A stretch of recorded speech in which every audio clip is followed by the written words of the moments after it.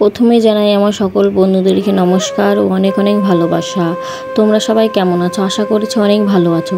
তা তোমাদেরকে কিছুদিন আগে আমি একটা ভিডিও দেখেছিলাম যে আমাদের রান্নাঘরে সিঁড়ির তলে তোমার ওই যে সিঁড়ির ওপরে একটা কলস তোমাদের দেখিয়েছিলাম। তারপরে আজকে সকালবেলায় আমাদের বাড়িতে যেহেতু বিশ্বকর্মা পুজো, আমরা সমস্ত কাজ করে ঠাকুরের ঘরটাও মুছে নিয়েছি। যে বিশ্বকর্মা পুজো তো নিরামিষ হালকা পাতলা কিছু বাসন আমার এখানে রাখা থাকে ঠাকুরের সিংহাসনের উপরে, যেহেতু সবসময় এই বাসনগুলো আমার দরকার পড়ে। তা ওখানটায় থেকে বাসনটা নিয়ে আসতে গিয়ে দেখছি কি যে তোমার ঘটি আছে, ঘটির ওপরে বেয়ার পাখি বসে আছে, সাপ দিয়ে আমি দেখো ভয়ে চমকে গেছি, সবারই ভয় ঢুকে গেছে ভিতরে যে আবার এখানে আজকে যেহেতু মনসা পুজো বিশ্বকর্মা পুজো, তা এরকম করে বসে আছে। যেহেতু দেখা দিয়েছে থাক, ওকে তো আর মারা যাবে না। আর এমনিও আমরা সাপকে মারিনি, আমরা যতটুকু চেষ্টা করি ওকে নিয়ে অন্য জায়গায় ছেড়ে দিয়ে আসার জন্য। তা ওকে খুব দেখলো তোমাদের দাদা ভাইরা ওখানে থালা বাসনের মধ্যে আছে কি, থালা বাসনের মধ্যেও দেখলো নাই। আমি দেখতে পেয়েছিলাম, কারণ কি বলতো পাশ থেকে লেজটাও দেখা যাচ্ছিলো, দেখেছো? ওই দেখো কি সুন্দর ওই বালতিটা আছে, বালতিটার তলে ওখানে বসেছিল।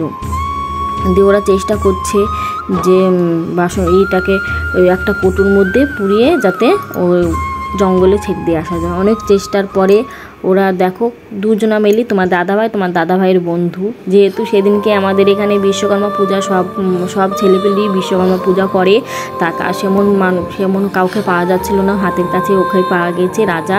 তা রাজাকে নিয়ে এসে তোমাদের দাদা ভাই চেষ্টা করছে সাপটাকে যাতে ওই কৌটোটার মধ্যে পুরা যায়।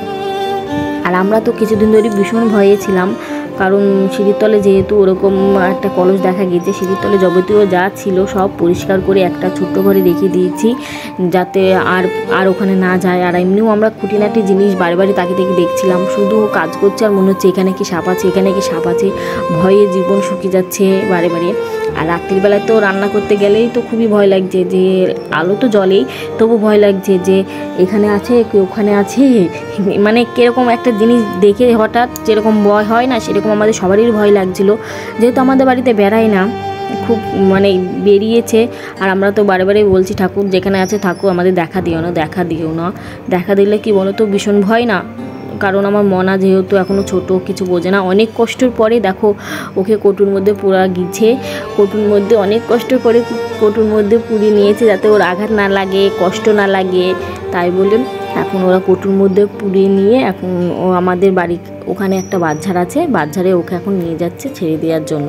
কি বলো তো আমি আর অন্য ভিডিও করতে পারিনি, কারণ সেদিন আমাদের বাড়িতে পুজো ছিল, অনেক কাজ ছিল, সেই জন্য আর আমি তোমাদের দেখাতে পারলাম না। আর আমার